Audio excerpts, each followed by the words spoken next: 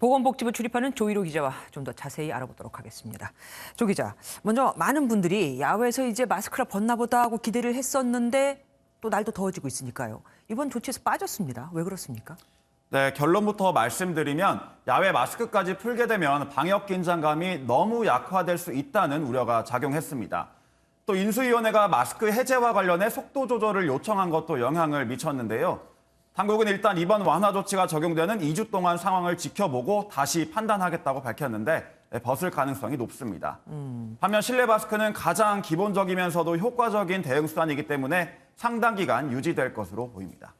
5월 23일이면 앞으로 5주 뒤 아닙니까? 이때부터는 격리가 됐을 때 뭐 자기가 하는 거겠지만 지원금이 끊기고 치료비도 환자가 내야 되는데 그러면 부담이 너무 커지지 않을까요? 그렇습니다. 앞서 리포트에서 보신 것처럼 다음 달 하순, 그러니까 5월 23일쯤부터는 격리 의무가 해제되고 생활비나 유급휴가비, 치료비 지원이 종료됩니다. 치료 과정에서 발생하는 비용을 환자가 부담해야 하는데요. 정부는 코로나19로 입원할 경우에는 이런 경제적 부담을 고려해서 단계적으로 축소해 나갈 방침입니다.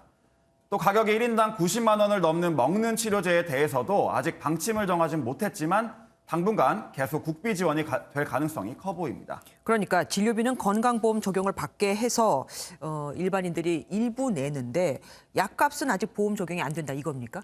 그렇습니다. 진료비와 치료비에서 본인 부담금이 생기겠지만 네. 먹는 치료제는 등급이 내려가도 국가가 부담하는 방향으로 고민하고 있습니다. 네.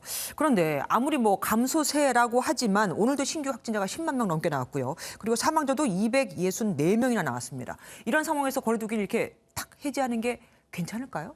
네, 비슷한 걱정들 많이 하실 겁니다. 오늘 오전 브리핑에서도 관련한 질문이 이어졌는데 이런 대답이 나왔습니다.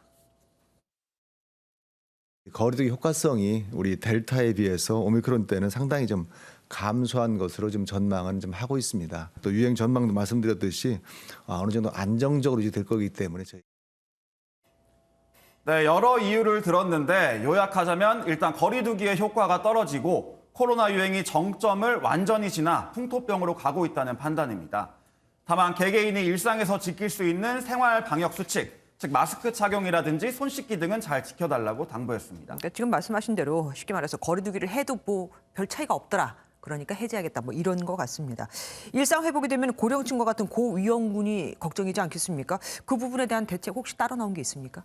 네, 요양병원 같은 취약시설에는 고강도 방역 조치가 그대로 유지됩니다. 최근까지 요양병원 등을 중심으로 집단 감염 그리고 사망자가 많이 발생했는데요. 당분간 주 1회 선제 검사를 실시하고 면회나 외출이 금지되는데 앞으로 방역 상황에 따라 단계적으로 완화될 것으로 보입니다. 또 고위험군 위주로 검사부터 치료제 처방, 재택치료까지 하루 내에 이뤄지는 이른바 패스트트랙도 강화하기로 했습니다. 그런데 지난번에도 우리 왜 그 거리두기 단계적 일상 회복을 하다가 중간에 멈췄었잖아요. 너무 확진자가 확 느는 바람에 정부 계획대로 간다면 물론 좋겠지만 그렇지 못하고 중간에 확진자가 또 확 늘어날 수 있지 않겠습니까? 그렇습니다. 우선 당국은 적어도 4주간의 이행기 동안에는 높은 수준의 재유행은 없을 것으로 보고 있습니다. 물론 오미크론과 같은 새로운 변이가 출현할 가능성도 배제할 수는 없습니다.